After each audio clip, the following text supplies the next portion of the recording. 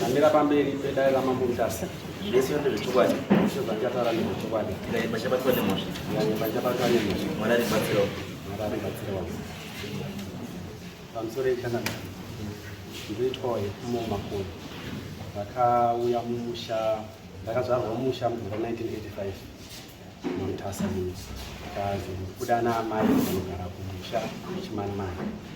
Then amai vakazofa 2017. Papa 2017 vasati vakasiya vanyora information yekuti baba wako vanonzi Joshua Makore. Ndapedza chikoro ndakakura ndakazopenda kuSouth Africa ndikaita basa rangu ndiri ikoko ndazodzoka ndakutsvaga musha ndikasvika ndadzoka mumusha ndatambirwa vana baba vakati pamusha pako ndeapa muvillage 1. Ndasvika muvillage 1 takatanga tasvika basa kurondozai tikatsanangurirwa baba wako vakafa, sekuru vako vakaita sei vakafa vese. Ndikaratidzwa pavakaradzikwa yese tikazonzi no chitsvagai ngatifonerei mai Chimbarara tinzwe kuti vazive kuti vaita sei vauya mumusha. Ndikuvafonera vanga vari kuchechi. Tavafonera vari kuchechi vakanditi iwo inini takakumbira sekuru Makore rekuita sei rekuchengeta takanga ndiri nherera asi zvakuda baba vaita sei vauya muna December nekuti ndoshandira kuChipinge. Muzukuru wangu akati it's okay hapana problem. Tikabva tabva kudaro muzukuru akati sekuru hazvinetsi handei kwaDC tinotarisa kuti mari dzikwereti dzakamira sei.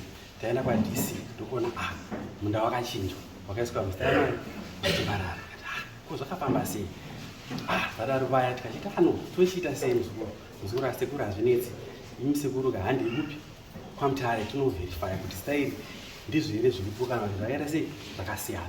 Taenda kuprojinji wakwaMutare tikanzi aiyo munda uri kutaura kuti yakajai saka ndichi munda ndewenyi hausi mazita rani ndachengeta Chimba.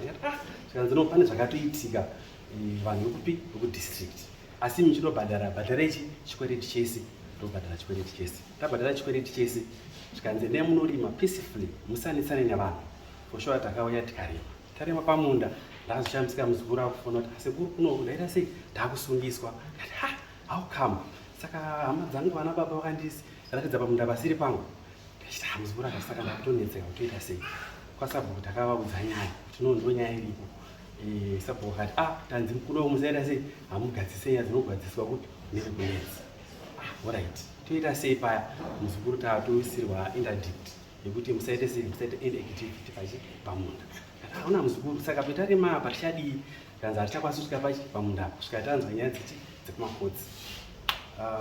Makotsi kuya kwakaendwa ndichinetsana nemuzukuru wangu ndichimira nemuzukuru wangu kesi kanzi dismiss. So nyaya yacho panapa ndeyekuti nzoti muridzi wemunda ndiyati pamwe vana baba vakandiratidza munda usiri wedu. Saka hama dzangu ndauya futi nadzo pano. Baba havapasi ndine hama nambuya nana titi nevamwese ndinavo pano and nevanomurasa. No, it's okay. Land iri musettlement. Iri musettlement. Haisi mukumi nove. Right. Anonzi ndiani? Chimbarara chingita. Murumo ini. Iwe ndiwani je? Ekumo Makore. Ekumo Makore.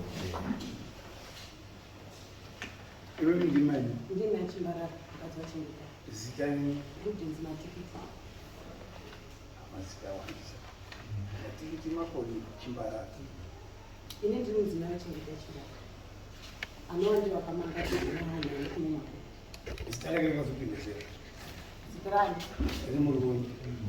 Ndiye ari kugara pamunda ipapo. Hamutsanangura zita rake Murubonyi rakapinda sei? Kupinda pamunda apa. Again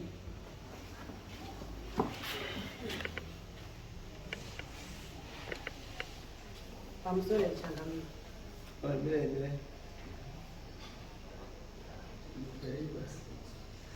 Mira. Ria kajai ndiani? Yakajai gogo wangu vakanga vari mudzimai wasekuru wangu Philip Kajai Makore. So waste the time. This case is not under communal lands. It's under resettlement. Secondly, under resettlement, handle on the Minister of Lands. Yes. But Sandru Gona is going to court again. Then you end up court. She will make a certificate the same piece of land. Saka, what it means, it becomes administrative now. Could you have not in the Minister of Lands?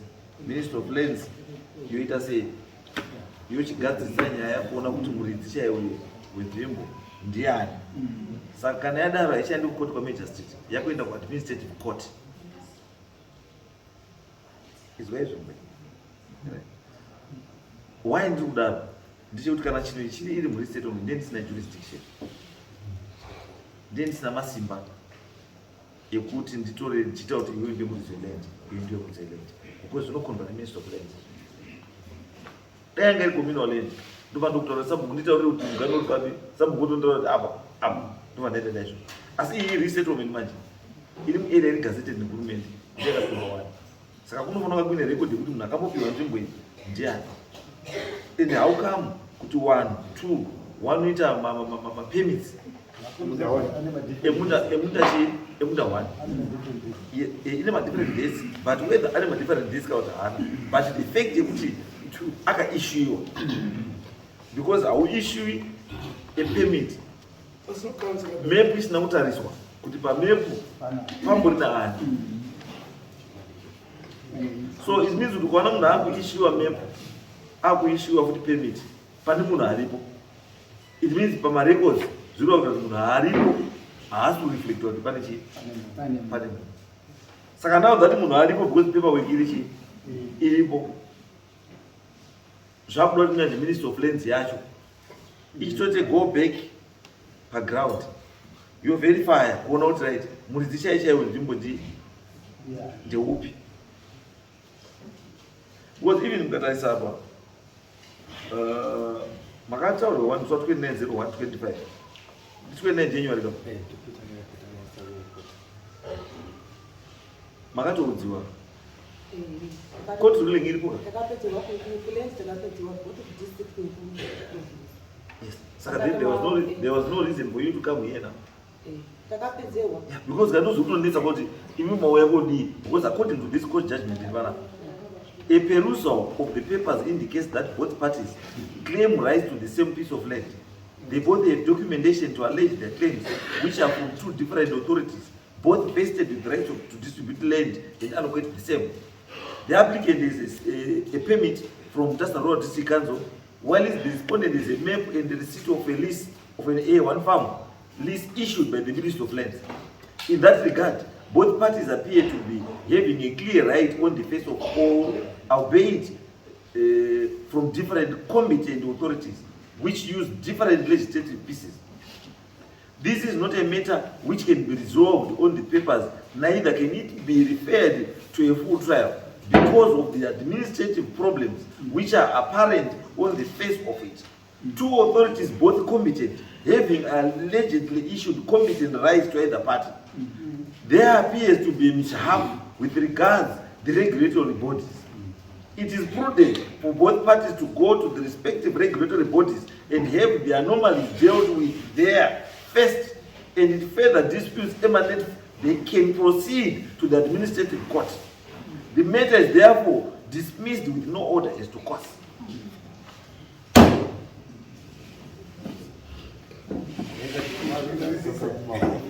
Guys, over Minister of Lands.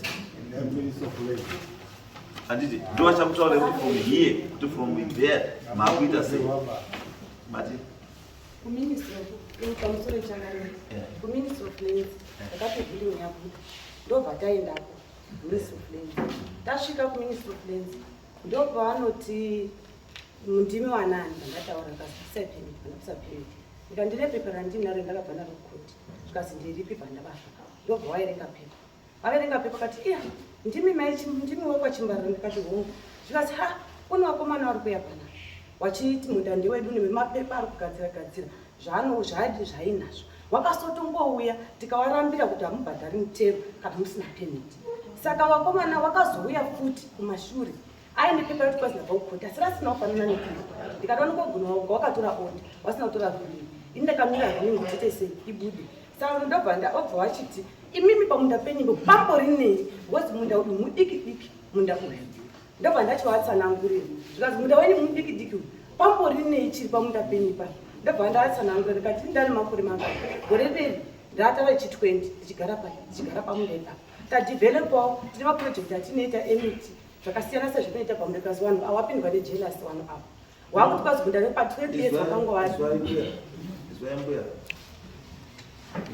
zvamunofanira kuita navo yamutaura ichiwedo mumauto but zvinhu zvese zvamakuta zvakuda pepa Ministry of Lands zokai kwavari wakunyorere chii wakunyorere mese enda Ministry of Lands kana Ministry of Lands pamunoenda ndaikudaidzei mese handiti yobva yanyora pepa rekuratidza kuti muridzi weland ndiani.